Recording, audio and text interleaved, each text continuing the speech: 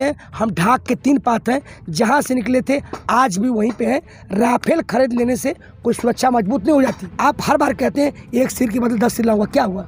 हम कितने जवान खोए अभी भी? क्या जो सरकार के तलवे चाटते हैं, जो सरकार जिसमें फंसी रह जाती है, क्या उनके लिए जांच होगी? तो कहीं ना कहीं ये भी जांच नहीं होगी। मुझे पता है पूर्ववर्ती कितनी भी घटनाएं हुई, क्या उसका जांच हुआ?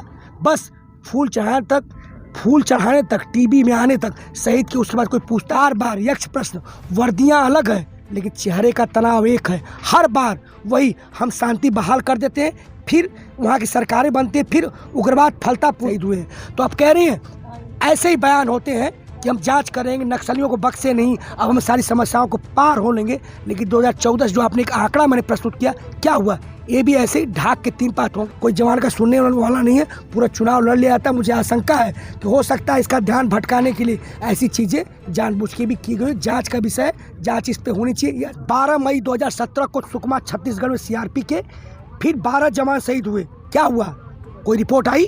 24 अप्रैल 2017 को सुकमा छत्तीसगढ़ में सीआरपी के 25 जवान, ये तो 22 है ना, शहीद हुए थे। क्या रिपोर्ट हुआ? 13 मार्च 2018 को सुकमा छत्तीसगढ़ में सीआरपीएफ के 9 जवान शहीद हुए। कहीं कुछ नहीं होगा। ये नेता बयानबाजी करते हैं, फिर सरकारें आएंगी जाएंगी, लेकिन जवान हमेशा मरते रहते, बलि का बकरा बना जाते हैं। ये अपनी सत्ता की रोटी सेकते रहते हैं।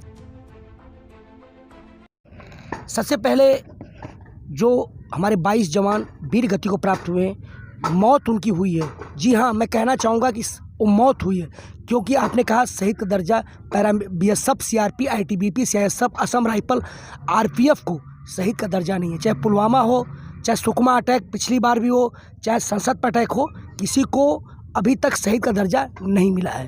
तो उनकी आत्मा को शांति मिले। साथ ही जो उनके परिवार हैं, जिन्होंने अपना भाई खोया है, किसी ने अपना पुत्र खोया है, किसी ने अपना पति खोया है, उनको भगवान एक ताकत प्रदान करें कि इस मुश्किल घड़ी में उभर सकें।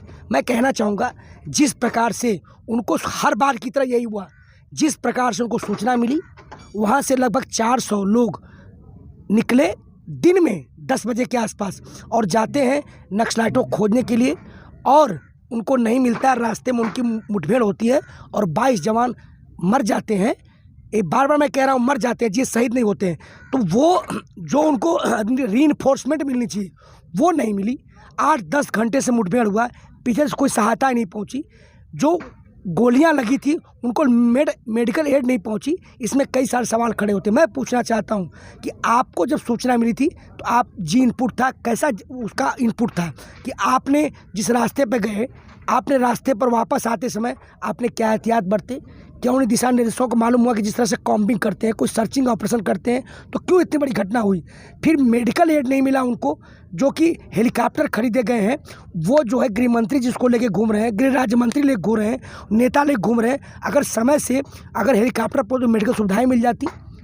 हम कह रहे हैं कि जब वहाँ नक्सली हमला होता है तो क्यों नहीं उन कंपनियों के साथ डॉक्टर क्यों नहीं थे, डॉक्टर की टीम क्यों नहीं थी? तो सवाल सारे खड़े होते हैं। हम ढाक के 3 पात हैं, जहाँ से निकले थे आज भी वहीं पे हैं। राफेल खरीद लेने से कोई सुरक्षा मजबूत नहीं हो जाती। जब तक जवान को साधन नहीं मिलेगा, जो मैनुअल काम करते हैं, तब तक नहीं होगा। आज जवानों को 18-18 घंटे उनको जो है सोने को नहीं मिलता, उनकी दाढ़ी बनाने की फुर्सत नहीं, कपड़े धोने की फुर्सत नहीं है। तो कहीं ना कहीं जवान आज उपेक्षित है।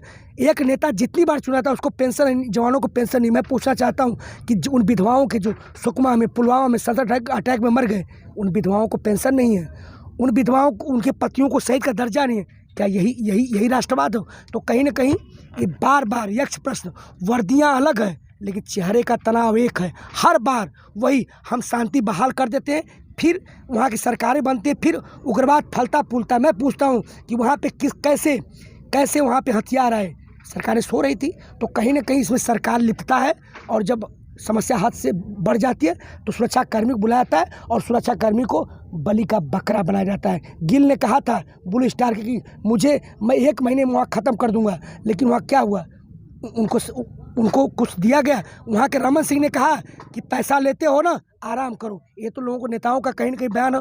तो कहीं ना कहीं आज देश जो है ये जूझ रहा है। आज खेत खलिहान में किसान मर रहा है और जवान सरहद पर मर रहा है, इसका कोई उपाय नहीं है। कोई बस समस्याएं कहने से कि मैं नक्सलाइट खत्म कर दूंगा, क्या समस्याएं खत्म हो जाएंगी? नक्सलाइट कौन? वो वंचित शोषित लोग हैं, शिक्षा नहीं, रोजगारी नहीं, उनको खाने पीने को वस्तु नहीं। क्यों भाई? जब हमको खाने को नहीं मिलेगा तो मैं दुकान लूटूंगा, कहीं चोरी करूंगा। तो सरकार उनकी बात सुने। देखिए, बंदूक से समस्या का हल नहीं होगा, बातचीत के माध्यम से निकलेगा। तो बातचीत के उनको बुलाएं, बातचीत करें। आप हर बार कहते हैं एक सिर की बदले 10 सिर लाऊंगा, क्या हुआ? हम कितने जवान खोए, अभी भी खो रहे हैं जी। एक बात और है कि जितने जवान लड़ाई में नहीं मरे, उससे ज़्यादा जवान आतंकवादी कार्रवाइयों में मरे। जितने वो नहीं मरे, उतने आत्महत्या।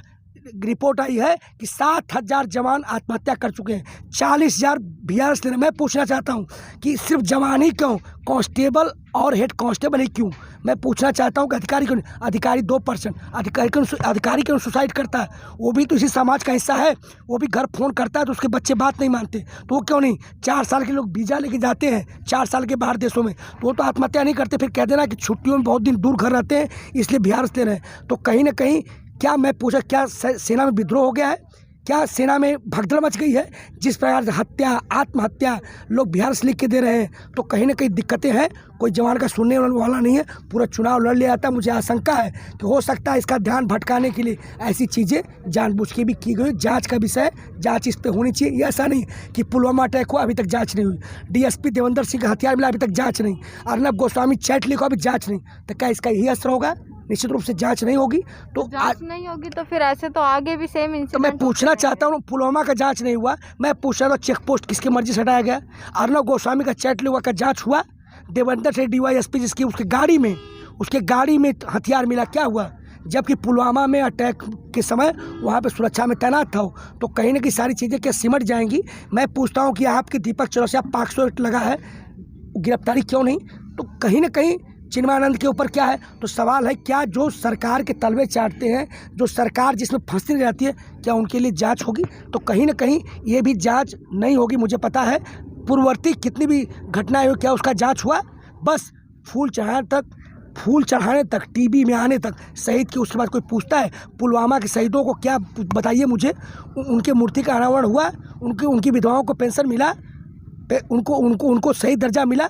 क्या उस समय तो पूरा देश झूम रहा था, सैनिकों के साथ था? तो यही हश्र होगा, सरकारें फिर आएंगी, जांच करूंगा। मैं पूछना चाहता हूं, ये जांच का विषय क्यों? घटनाएं क्यों बार बार होती हैं? घटनाओं क्यों नहीं रोका जाता है? घटनाओं के लिए आप क्या किया बताइए? घटनाएं अभी भी लापता है। मैं पूछना चाहता हूँ, कितना हास्यास्पद है कि हम आज 21वीं सदी में जा रहे हैं, लेकिन अभी भी हम खोज रहे हैं, अभी तक हमें लाशें जो जवान लापता है।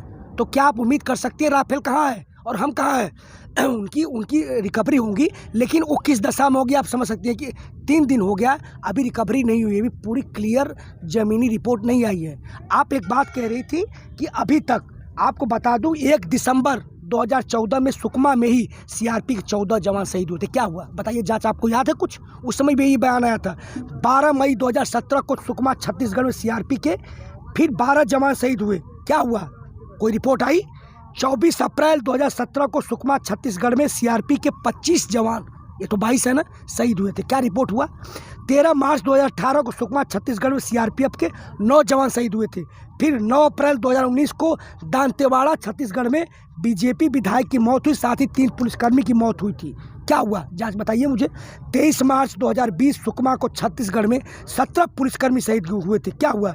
4 अप्रैल 2021 को, जो अभी हुआ है, सुकमा में छत्तीसगढ़ में 22 सुरक्षाकर्मी शहीद हुए हैं। तो आप कह रहे हैं ऐसे ही बयान होते हैं कि हम जांच करेंगे, नक्सलियों को बख्शे नहीं, अब हम सारी समस्याओं को पार हो लेंगे। लेकिन 2014 जो आपने एक आंकड़ा मैंने प्रस्तुत किया, क्या हुआ? ये भी ऐसे ही ढाक के 3 पात होंगे। आंकड़ा केवल छत्तीसगढ़ का था ना? सिर्फ छत्तीसगढ़ का मैंने दिया, सिर्फ छत्तीसगढ़ का। छत्तीसगढ़ में इतना है तो हम पूरे, अगर बिल्कुल जिस प्रकार से कश्मीर मर रहे हैं, जिस प्रकार से झारखंड में है, जिस प्रकार से उड़ीसा, क्योंकि हाँ पुलवामा में हो गए। तो ये चीज़ें आप बताइए, जांच का विषय आपको तब तक याद रहता है जब तक जिस दिन मौत होती 2-4 दिन, फिर लोग भूल जाते हैं। फिर क्या हुआ क्या नहीं होगा, कहीं कुछ नहीं होगा। ये नेता बयानबाजी करते हैं, फिर सरकारें आएंगी जाएंगी, लेकिन जवान हमेशा मरते रहते हैं, बलि का बकरा बना जाते हैं। ये अपनी सत्ता की रोटी सेकते रहते हैं। जी यही है। तो मेरे देशवासियों, निश्चित रूप से हमारे फोर्स में सवाल ये है कि नक्सली हमले के बाद 2 भाजपा नेता पकड़े गए थे, बताया गया था कि मुखबरी किए थे। मैं पूछता हूँ कि कैसे पता लगता है। देखिए मुझे यहाँ से जाना हो, आपको कैसे पता लगता है मैं कहाँ जाऊँगा? कोई ना मुखबिरी करता है। देखिए उसमें 3 प्रकार की पुलिस थी, उसमें सीआरपी थी, उसमें झारखंड पुलिस की जी एक अलग से है, फिर वहाँ वो झारखंड की सशस्त्र बल थी, 3 थे।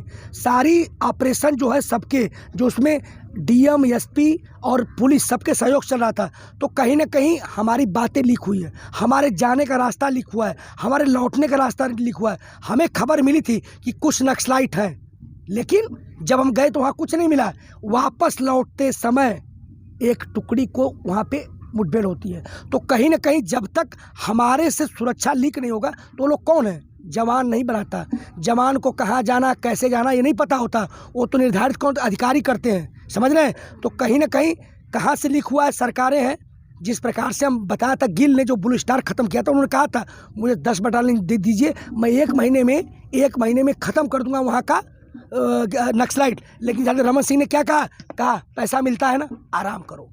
तो कहीं ना कहीं ये मैं दावे के साथ कहता हूँ कि जितनी भी नक्सलाइट उग्रवादी हैं, कहीं ना कहीं इसमें सरकारें लिप्त होती हैं, इसमें पार्टियां लिप्त होती हैं। जब दूसरे की पार्टी आएगी तो दूसरा उस सरकार को स्थिर करने के लिए वो लोग अटैक करवाते हैं, फिर वो आएगी तो ये खेल आसाम पूरे पूर्वोत्तर भारत में, कश्मीर में, सारा झारखंड गुजरात सब चलता रहता है। तो कहीं ना कहीं आज किसान और जवान मर रहा है जी, और इस नीतियों के तहत मरता ही है।